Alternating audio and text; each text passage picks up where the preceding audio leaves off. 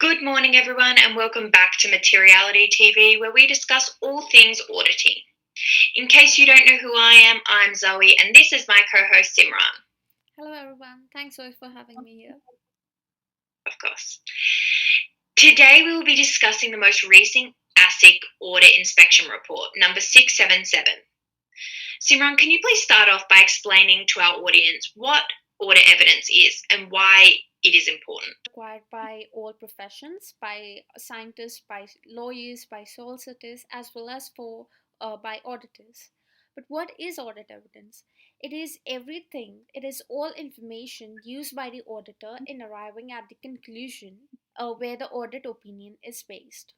This evidence is to be sufficient and appropriate. But how much is sufficient and what is appropriate? The key for sufficiency is how much. It is the measure of the quantity of audit evidence, whereas the appropriate, the key here is what is relevant and reliable to design and perform procedures to collect audit evidence. It is basically the measure of the quality of audit evidence. Audit procedures, including inspection, observation, confirmation, recalculation, reperformance, analytical procedures, and inquiry, often in some combination, are used to gather and evaluate sufficient and appropriate evidence. However, there is no definite answer as to how much evidence is sufficient, what is appropriate, or what procedures are suitable. The key for auditors is to use professional judgment. And based on the ASIC Audit Inspection Report, tell us about the audit evidence that you found. Right. We found that the auditors did not obtain reasonable assurance that the overall financial report was free of material misstatement. Reasonable assurance is basically obtained when the auditor has obtained sufficient appropriate audit evidence to reduce audit risk to an acceptably low level. This implies that the failure to obtain reasonable assurance is attributable to the failure to collect sufficient and appropriate evidence. Adverse findings were found in regards to asset values and impairment of non financial assets. Here, the requirement was for the auditor to select and apply a method using assumption and data. However, we found contraventions to methods, significant assumptions, and data. In regards to methods, the audit procedures did not address judgment, or the auditors did not re-perform the entity's impairment calculation. They did not consider the inconsistencies of assumptions with past actual outcomes and historical forecasts. In regards to assumptions, the sensitivity testing on significant assumptions were not performed, and the reasonableness and reliability of forecast cash flow and key assumptions were not considered. In regards to data, instances including unreliable fair value cross checks with insufficient market based inputs and inconsistent calculations of carrying amount and recoverable amount suggest that evaluation of audit evidence was not acquired to test completeness, details, and precision of data. This is against ASA 500. Adverse findings in revenue was also found. Here, the auditor was required to design and perform substantive procedures in response to the assessed risk. However, ASIC findings suggest that the unadjusted audit procedures that were previously used for other clients or in previous years were not responsive to the assessed risk. Also, inappropriate sample method size for various areas such as revenues and receivables, valuation of financial instruments, and to test the control and test of details for expenses and payables.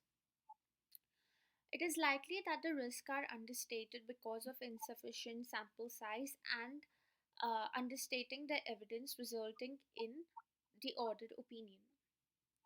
Further, lack of understanding of the entity and its environment is another factor leading to the failure to identify and assess risk at the assertion level, thus failing to obtain evidence. All in all, sufficient and appropriate audit evidence was not found by the auditors as the testing for relevant and reliable information was not done. Also, factors such as inappropriate selection of items, unadjusted audit procedures, and non evaluation of management's experts are attributable to insufficient and inappropriate audit evidence. And what do you think of the impact that Report 677 has in respect to the veracity of audit practice? Okay, that's a very good question. Well, auditing firms have shown increasing willingness to violate laws, regulations, and assist their clients to publish flattering financial statements, arguably because the pre audit discussions and in audit discussions between partners and clients are hidden within the organizations.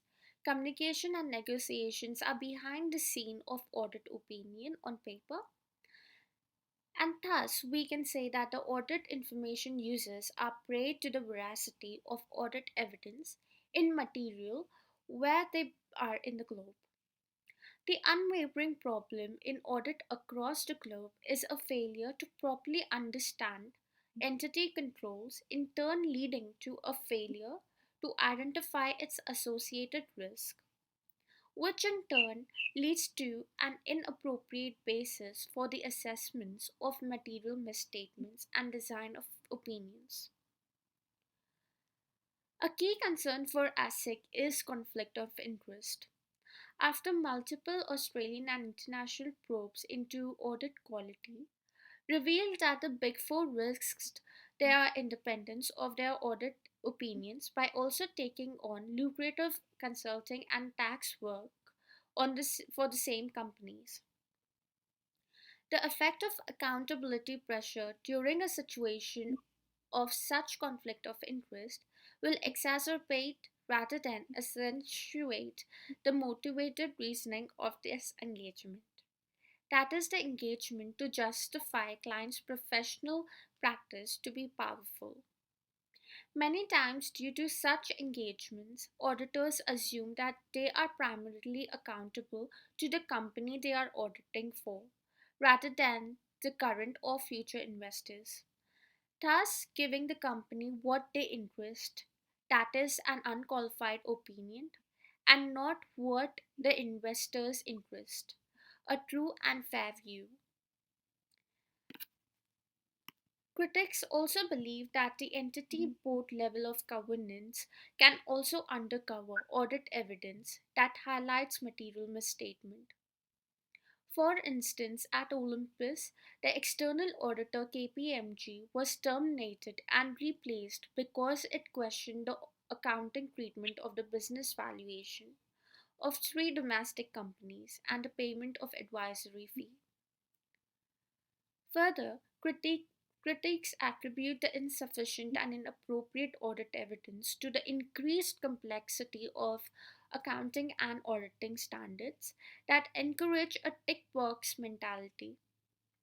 This undermines the exercise of professional judgment, and some auditors may have got lost among the trees of compliance and not spotted that the forest is on fire. All in all, the real reality of the audit is uncharted road for audit information users.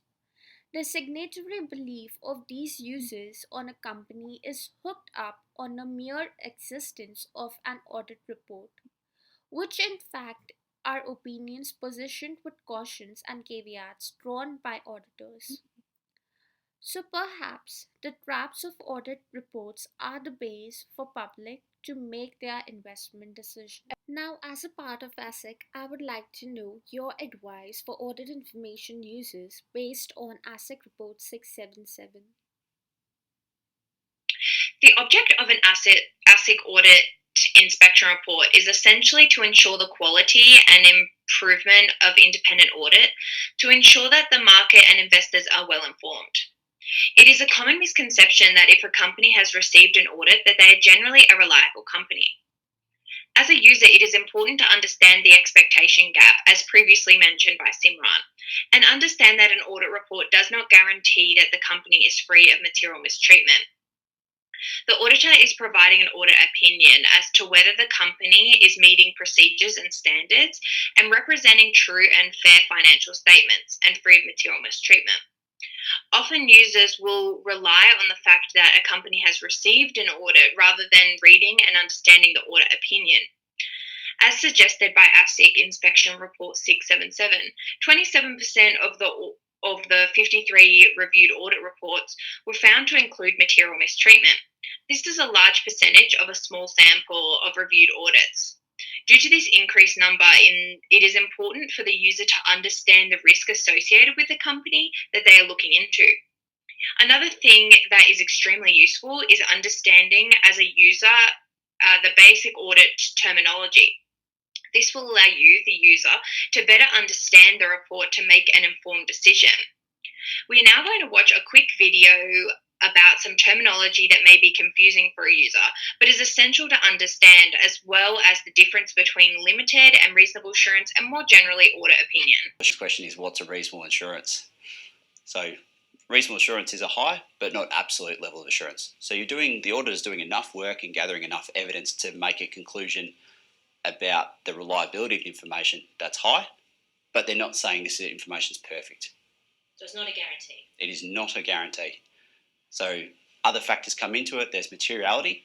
So the auditor actually hasn't looked at every single line item in the financials or in whatever subject matter they're looking at. They've determined what's an appropriate threshold, because it would be too costly, wouldn't really be useful for somebody to go and look at every single transaction in a business. So if you think about BHP or any of those large multinational businesses, if somebody was looking at every single transaction, it'd cost more than probably their revenue for the year. Well, the main way to look at it is actually the conclusion that's given on both, or the report. So under a reasonable assurance engagement, you're presenting a positive report. So you're saying nothing, so I've audited this and it's based on my procedures that I've done, it's true and fair or materially correct. With limited engagement, you're presenting a negative opinion. So it's saying nothing has come to my attention from what you've done. You haven't dug any deeper other than when something came to your attention. Agreed upon procedures actually provide no assurance. What they're trying to do is, or what they do is report on factual findings. So in Australia, auditors are engaged to do these things. Really what they do is go into a business, there's a set of objectives, so criteria, and they just report on those criteria. There's nothing more, there's no opinion provided. All the auditor will say is, out of these, potentially it's like, all right, I want you to check 100 invoices and make sure they all got signed and paid to this thing. The report says 95 out of 100 invoices were signed and paid to this thing. No other information. That's all you need to provide under a agreed upon procedures engagement. Understanding these assurance basics will ensure a more informed decision from the user and that they're comfortable with any associated risk. And finally, what advice for practicing auditors based on Report 677 findings? ASIC reports that it aims to facilitate and improve quality financial reports to encourage a confident investor and consumers. Through the ASIC findings in Inspection Report 677, an increase of 3% over the previous 2 years was identified as not obtaining reasonable assurance that the financial reports as a whole were free of material mistreatment. With a general audit expectation that the appropriate materiality is up to 5%, this is quite an alarming number that 27% of 53 audit reports in the 2020 financial year were identified to have errors. This is a very material number. Through this report, it is clear that there is a disconnect in regards to the actions undertaken by the auditor and reaching the informed audit opinion. The report findings show that many areas were not assessed thoroughly enough in order to make a true and fair opinion. Because of this, finding sample size and technique could be questioned. There may be room to increase the sample size in order to obtain the evidence required. There is argument whether increasing sample size can increase the risk of finding essential information to form an audit opinion. However, based on the ASIC report findings, there is room to increase the sample size for improved outcomes. Additionally, there was evidence of instances of conflict of interest. This would suggest that an internal audit should be conducted to identify key areas where improvements could be made. Conflict of interest is one of the most basic standards required of an auditor, and if this is not being met, there is a high chance that these low ethics can carry through to other areas. There was also evidence that the use of their own experts did not have sufficient knowledge or expertise to perform the role required of them. This would suggest that shortcuts have been taken and their basic expectations are not being met. For this reason, an internal audit would identify these areas to review and refine. Cross-pollination of audit partners would be beneficial to review the audit risk areas and whether the auditors were sufficiently meeting their standards. Through all the findings in ASIC Report 677 and the continued increase over the past 2 years of auditors not obtaining reasonable assurance that the financial statements were free of material mistreatment, indicates that there is much room for improvement from the auditor's perspective. And with an external company facilitating in finding the gaps between the ASIC review and the audit files, they'll hopefully be able to improve the identified areas. I hope you have all enjoyed today's review of ASIC Audit Inspection Report 677. Tune in tomorrow to discuss more about all things auditing. Thank you for watching. Perfect.